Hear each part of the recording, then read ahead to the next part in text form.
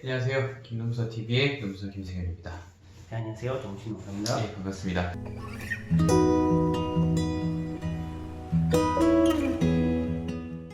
오늘은 좀 오랜만에 정보를 한 가지 드릴까 해요. 그냥 정보라 하기에는 좀 중요한 내용이고 여러분들도 많이 기다리셨고 저희도 기다렸던 그런 내용이라고 볼 수 있습니다.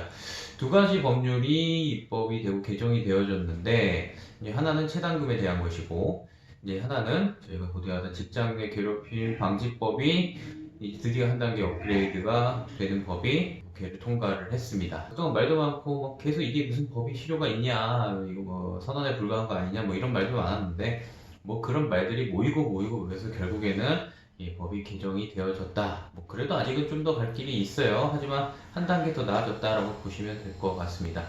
먼저 저희가 이제 체당금, 이제 이름이 바뀌죠. 변경되는 체당금, 체당금이 무엇이고 어떻게 변경되는가에 대해서 좀 소개시켜 주시죠. 기존에 있었던 이제 체당금 같은 경우는 이제 소액 체당금과 일반 체당금으로 이제 분류가 되고, 그러니까 전반적으로 봤을 때는 사용자가 임금을 지급할 능력이 없어서 체불 임금이 발생을 했는데 아무리 이제 시간이 지나도 지급할 능력이 도무지 없어 보이면 이제 근로자에게 이제 생활상 어려움이 너무 많이 발생합니다. 그래서 이제 임금채권 보장 기금을 통해서 체불 임금 전체는 아니더라도 마지막 3개월치 임금, 3년치 퇴직금 이런 부분에 대해서는 먼저 그 기금을 통해 지급을 하고 나중에 이제 사용자에게 받아서 충당을 하는 이런 제도가 있었고요. 일반 체당금 같은 경우는 도산 볼 수 있을 정도로 사용자의 사업이 굉장히 힘든 경우, 그리고 소액체당금 같은 경우는 이제 그런 사유는 필요는 없지만 이제 민사소송을 통해서 확정 판결에 준하는 그런 결정이 있을 때 받을 수 있는 그런 제도로 보시면 됩니다. 이름이 바뀌었어요. 체당금이 아니라 사실 체당금이라고 그러면 이게 직관적으로 좀 알아듣기 힘들어요. 예, 아시는 분은 아시겠지만 못 받은 임금을 대신 모아놓는 돈에서 국가에서 지급하고 사용자에게 부상한다 이런 개념인데 이름이 좀 알아듣기 쉽게 사실 변경된 이름도 제가 보기엔 조금 한자어로 해서 난해하긴 한데 체불임금 등의 대지급금이라는 이 명칭으로 좀 이름이 바뀌었습니다. 예, 이걸 뭐 이제 체당금이라고 세 글자로 부르다가 대지급금 뭐 이렇게 부르기로 한 것 같아요. 뭐 대신해서 지급해준다. 뭐 이런 걸 좀 화약해 하자. 뭐 이런 취지인 것 같습니다. 또 그냥 이름만 바뀐 게 아니죠. 제도가 어떻게 들어왔는지 무엇이 바뀌었는지 설명을 같이 주시죠. 대지급금 관련해서는 소액으로 이제 지급되던 그 제도가 좀 바뀌는데요. 기존에 있었던 소액 체당금 이제 소액 대지급금으로 이제 바뀌게 될 텐데, 이전에는 이제 민사소송을 진행을 꼭 했어야 됐고 확정 판결이나 아니면 뭐 지급 명령 신청이나 이런 걸 통해 가지고 이제 민사적인 확정이 나야지만, 그리고 노동청에서 이미 발급한 체불금품 확인원 이 두 가지가 다 있어야지만 체당금을 받을 수가 있었습니다. 앞으로 이제 대지급금으로 바뀌면서는 이 민사소송 절차가 없어도 가능해지게 됐고, 근로감독관이 발급해주는 체불 등 금품 확인원 이것만 있으면은 바로 신청이 가능하기 때문에 이전에는 기본 6개월은 왔었는데요.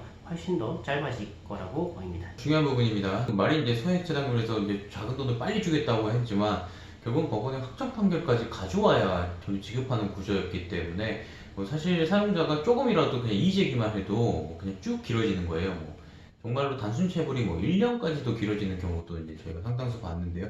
그런 부분은 앞으로는 상당 부분 소액체당금에 해당하는 단순 체불은 정말 이제 초고속으로 해결할 수 있는 방법이 마련이 된 거라 봐야 되겠죠. 또 이제 한편으로는 이제 쟁점이 있는 체불 사건, 뭐 예를 들어 뭐 계약서 문제라거나 포괄임금 문제라거나 이런 문제에 대해서도 노동부가 인정만 한다면 이건 뭐 쟁점이 있기 때문에 다툼을 해야 되겠지만, 근데 노동부의 다툼으로도 굳이 민사적인 방법을 쓰지 않고도 내 임금 채권을 확보할 수 있는 방안이 생겼다. 이런 점은 이제 다른 지점이죠. 앞으로는 뭐 굉장히 빨라지기도 하겠지만 노동부 자체 판단 권한이 좀 더 강화된 거 아닌가라는 좀 그런 측면도 좀 있어 보여요. 노동부 판단만으로 사실 임금 체불이 다 끝나버릴 수도 있는 문제이기 때문에 현재 제도는 좀 그렇게 바뀌어졌습니다. 자, 그리고 또 대상자도 좀 변경되어졌죠. 그것을 좀 주시죠. 기존에는 이제 퇴사를 해야지만 이런 것들을 신청할 수가 있었는데요. 앞으로는 재직을 하고 있는 중에 임금을 못 받았다라고 했을 때 못 받은 임금의 이제 마지막 3개월치에 대해서는 이제 혹시나 이 대지급금을 통해서 받을 수가 있게끔 이것도 확대가 되는데요.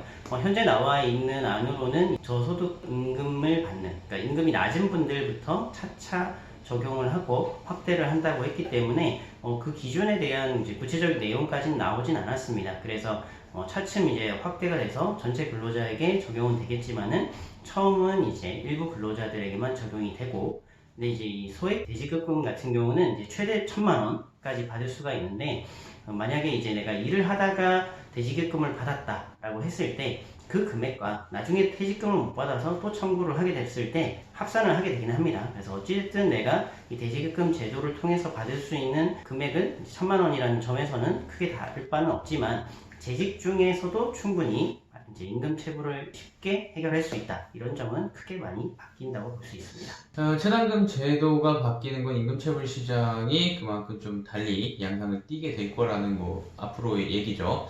사실 뭐 이 문제에 대해서 더 해결해야 될 문제가 많아요. 사실 임금체불이 궁극적으로 발생한 이유는 뭐 근로계약 문제도 있지만 명세서를 주지 않는 문제, 뭐 일할 시간을 기록하지 않는 문제, 여러 가지 문제가 복합적으로 좀 있습니다. 자, 오늘은 변경된 두 가지의 법률 중에서 첫 번째 안을 좀 살펴봤어요. 체당금에 대해 살펴봤고, 곧바로 이제 다음 편에서는 저희가 또 변경된 직장 내 괴롭힘 부분을 좀 살펴볼 겁니다. 이거 궁금한 점 있으시면은 댓글이나 카카오톡 친구 찾기 해서 노무법의 시선을 검색해 주시면은 저희가 해당 내용에 대해서 뭐 간편하고 좀 빠르게 답변 드릴 수 있는 건 답변 드리도록 하겠습니다.